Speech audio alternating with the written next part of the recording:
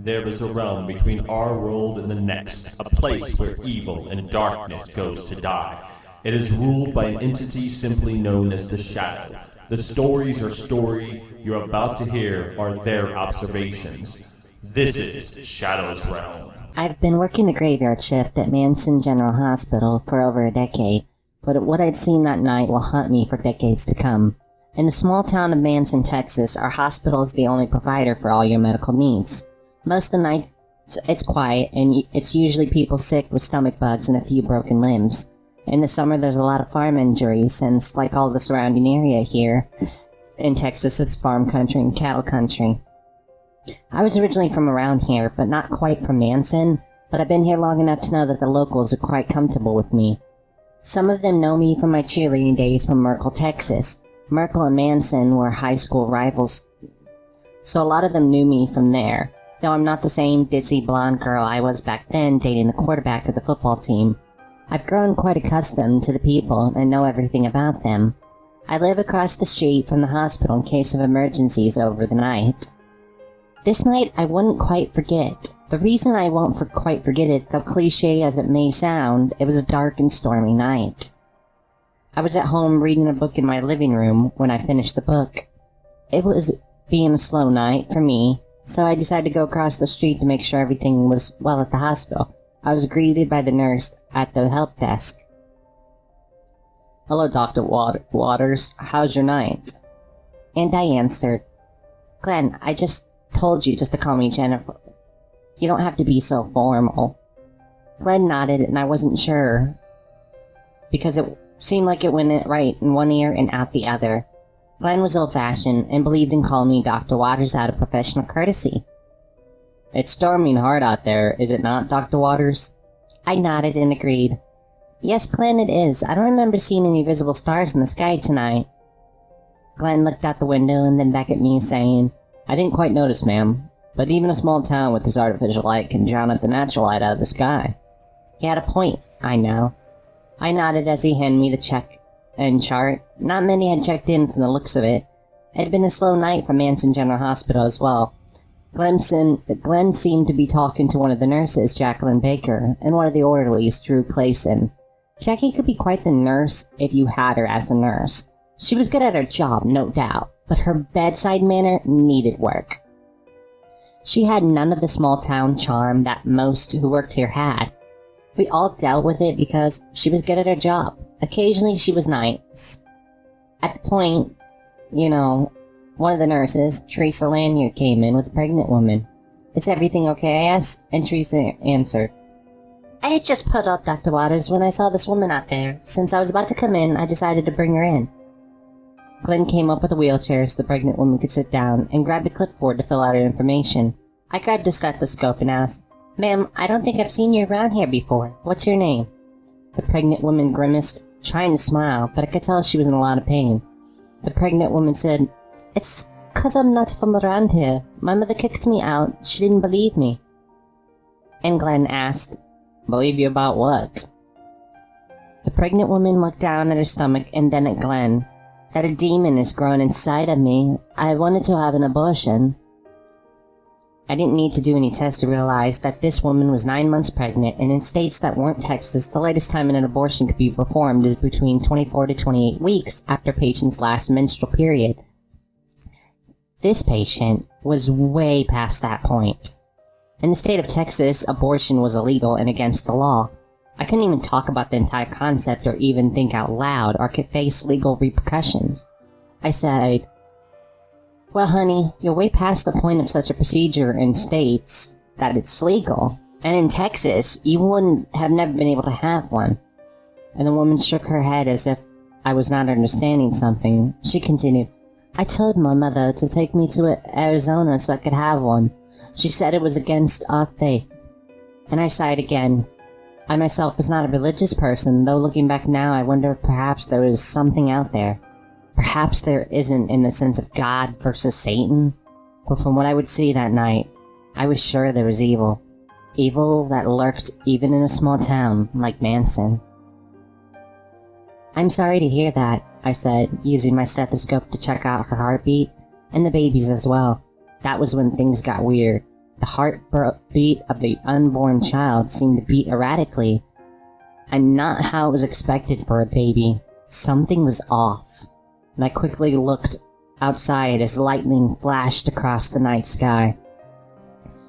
The storm continued to rage outside. I had Jackie check the vitals of the patient, and Jackie said, "Well, as a Catholic, I'd have to agree with your mom. Every life is sacred." The pregnant woman sighed, and I could tell by the expression on her face that her mother had said something similar to her. She spoke again. "Mama is Catholic as well. I don't know what I am." And Jackie asked, "Do you still attend Mass?" The pregnant woman nodded before saying, "I do, but I believe it's more out of habit than belief. Mother said that's how I got in this predicament. She said she'd pray for me." I wondered where this poor girl's mother was, because looking at her, she seemed to be no older than 16. I remember she still hadn't told her name, so I asked, "What's your name, sweetie?" And the pregnant girl reluctantly answered, "Dara." It was Glenn this time that spoke. "You know that's Hebrew for mercy." And Dara smiled. "Actually, I believe it's Pearl of Wisdom or something." Glenn patted her on the back and said, "Don't worry, we'll take good care of you and your child." Dara shook her head and said, "You don't understand. I can't give birth." Jackie snapped back, "It's too late for that." Dara argued, "No, you don't understand. I'm not that far along." And this time, we all were confused. It was I who inquired, "Dara, sweetie, you're about to give birth. I'm not sure 100% when, but by looking at you, it's at least within a week or so." "What do you mean?" Dara insisted as she spoke again, saying, "I'm only a week pregnant." I looked at her again, and so did the others. That was impossible. I was sure she was at least somewhere close to 9 months. But a week? That wasn't even remotely possible. "Dara, that's not possible," I argued, and Dara answered, "I know what this sounds like, but Dara went quiet and didn't speak anymore. I asked Glenn to take her to an empty room, and Jackie helped him. I was there with Teresa when she asked, "Why do you think she keeps saying that?" And I answered, "I'm not sure." Teresa looked outside as the storm raged on, and then she looked back towards me. "Was it just me, or did I sense she might be a trauma survivor?" I nodded and agreed. "No, it wasn't just you. I sensed the same thing from the way she behaved. The mother, perhaps. From what Dara said, her mother seemed very devout. Sometimes in some cases, devout religiosity can be linked to physical, emotional, mental, and worst cases, sexual abuse. Or it could be from the actual father. If you want to call the guy who did this to her, even that." I paused and Teresa nodded, saying, "You think she may have been, sexually assaulted?" I nodded, because there was a high chance of that with the behavior Dara was exhibiting. That could very well be the case.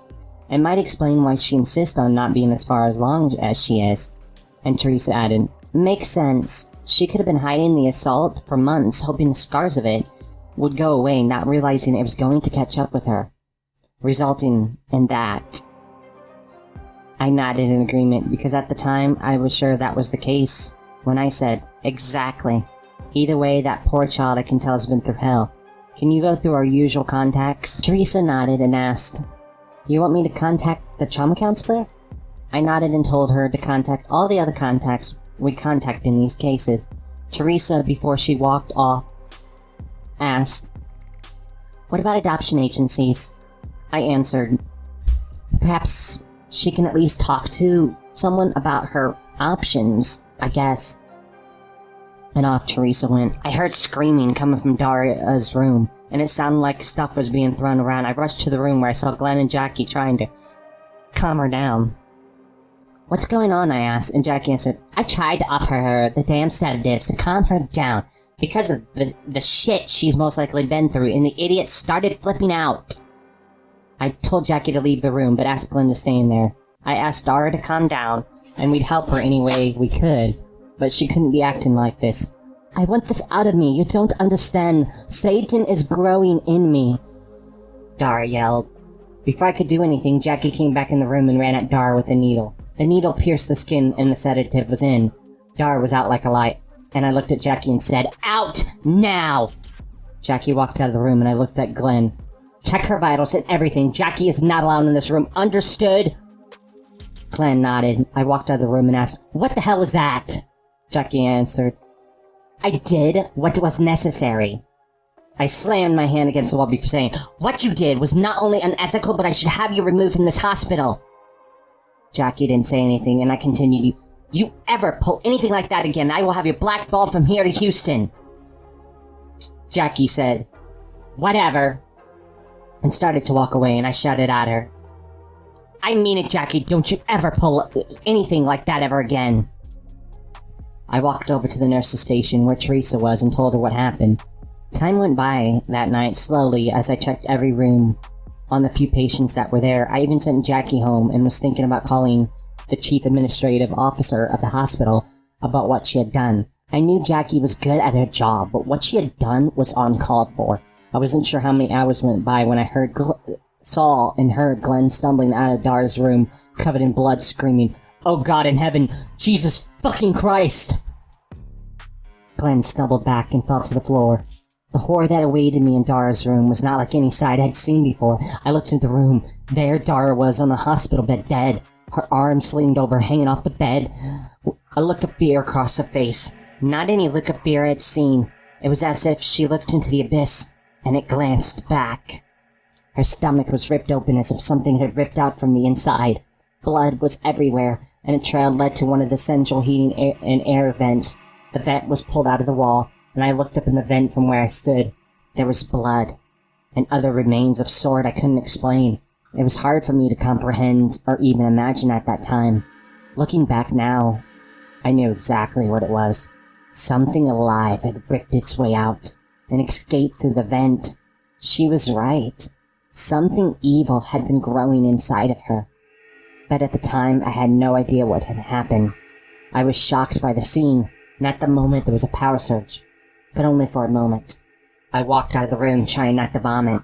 I was usually one to keep my composure and cool, and wasn't squeamish, but in my defense, I had never seen anything like this before. Coming down the hall was Teresa and Glenn. Still was where he fell, mumbling a prayer in Spanish when Teresa asked, "What happened?" I shrugged my shoulders with a look of horror on my face. Teresa looked into the room and screamed. Drew was still at the nurse's station. He'd probably been talking to Teresa before she'd come down here to see what was going on. I walked up to the desk and said, "Call the sheriff, call the police, something." Drew picked up the phone and then placed it back down, saying, "The phone line's out." I looked outside, noticing the storm was still going on. The storm must have knocked out the power lines and phone lines, which is why we were probably having power surges. We had no contact with the outside world, and the storm had gotten worse, so we were trapped in the hospital with whatever was roaming the halls. The power kept going on and off. I was glad that we didn't have anyone connected to any machines that night, or they could be dead. Glenn and Teresa stumbled to the nurse's station. Drew had pulled some flashlights from the drawer, saying, "Here's some flashlights." Though he hadn't told him what was going on, he knew something happened, something horrible. I told everyone, "Stay close by. Someone took that baby. They're in this hospital somewhere." And that's when Glenn asked, "Are you sure it's not something?" I said nothing, because though I wouldn't admit it at the time, I wasn't sure what had happened. I was still trying to rationalize what was going on. I then again spoke. "Don't stray too far from the nurse's station. Try to report back here every 15 minutes until we find the culprit." I wasn't sure what we were going to do if we found the culprit. We had no ways to restrain whoever or whatever was responsible. I walked down the corridors looking and decided to check one of the cleaning closets. I thought I could find some rope or something, but instead, I found Jackie. I had thought Jackie had went home, but she had disobeyed what I'd said. I wish she hadn't, because she'd still be alive. There she was, dead, next to the mop bucket. The skin of her face was gone with muscle exposed. Scratches on her neck didn't seem human. I looked closely and the lights flickered on and off. They were almost animal, but not any animal I could think of. What was in this hospital? I wish we didn't have that no cell phone policy for the staff, I said to myself. The board said it would create better health care for patients, but this would be the one time a cell would come in handy. The landline phone was down, and the storm was too bad out to venture anywhere for help. I heard a scream from the other end of the hospital. I went running. I ran to the room where it was coming from. It was the room of a hypochondriac that often visited the hospital. I had problems with Mr. Wilson other than his non-existent medical issues. He always brought a 9mm with him. Several times we'd take it from him when he was there. When he was checked out, we'd give it back to him. I ran into the room and noticed that he and Teresa were standing side by side. Mr. Wilson had his 9mm pointed at the vent that was ripped from its place, just like the one in Dara's room. "There's a goblin!" Teresa exclaimed, and Mr. Wilson said, "I bet you're glad I don't listen, Doc, about your anti-Second Amendment rules you have here in your hospital." I sighed. "Mr. Wilson, there's a reason for those rules. It's to protect the patients and you." And Mr. Wilson said, "Whatever. Either way, the demon creature she called a goblin was more like a Gollum thing from that nerd movie." Glenn had walked into the room and asked, "Lord of the Rings?" Mr. Wilson nodded. Glenn then looked at me and said, "Jackie's dead?" I nodded. Glenn looked down with a look of no hope and backed up. "She's not the only one." Glenn motioned for me to follow him. I looked at Mr. Wilson and Teresa saying, "You both probably should come as well." Glenn, Mr. Wilson, Teresa, and I walked to where Glenn was leading us. We walked into the room where we had the local drunk for the night. Her name was Old Lady Rita. No one really knew her name. The sheriff always had kept the drunks that weren't violent in the hospital for the night because it was safer for everyone that way. Tonight, it hadn't been. Somehow, Drew was hanging from the vent, and his entire flesh had been ripped from his body. Like Jackie, his muscles were what was left behind. His body not being able to be supported from the vent, barely hanging on, fell to the ground. We all backed up. Old Lady's Rita's flesh had been ripped off as well, leaving only muscle and other tissue as well. Why was this thing only taking the flesh or the skin? What was this thing? Had Dara been right? Had she been pregnant with a demon? "When we find that thing, I say we kill it and burn it," Mr. Wilson exclaimed, and I asked, "Don't you think we should, imprison it?" It was Glenn that interrupted with, "No, this you can't imprison. It's a demon." Mr. Wilson asked, "Where's Teresa?" That's when I realized in the room was Glenn, Mr. Wilson, and I, not counting the corpses. I ran down the hall with Glenn and Mr. Wilson trailing not that far behind. The doors on all the rooms as I ran down were open. That night, other than Mr. Wilson, we had 16 patients that had checked in. From the ones I could see as I ran down the hall, they were all dead, killed in the same fashion as the others. We heard a scream from the basement, and we ran down the stairs into the furnace room. All around us was skin posted up all over the walls and ceiling. The thing was building a nest in the short period of time it had been roaming in the hospital. Teresa was dead on the ground, and the horrific creature that did resemble a bloody version of Gollum stood over her body. It was eating the flesh off her face. It stopped and looked at us. No, not Gollum. Something with a black and red skin. What it was, I still have no words to describe. When I looked at it, it felt like I was going mad. I looked away. To look at the creature was insanity, and I wasn't sure why. Something about the creature screamed unworldly. Mr. Wilson, Glenn, and I stood there as the creature slowly worked towards us. What happened next was only a matter of seconds, but it seemed like an eternity. Mr. Wilson raised his gun to shoot the creature. The creature at that moment, I noticed, had multiple appendages that resembled tentacles, but had hands on each one. The hands had fingers and thumbs. He fired the shot as the creature jumped towards the ceiling. Glenn picked up the broken mop handle, running at it, hitting it off the ceiling as hard as he could. He opened the furnace door that was on. Flames shot out of the furnace, and Mr. Wilson shot the creature again and again. The creature fell back into the fire. The creature squealed in the loudest shriek I could ever hear or ever imagine. It was horrifying, the screams. Its appendages trying to pull itself out of the furnace Glenn hit the creature's appendages until the fire consumed it. The creature was dead.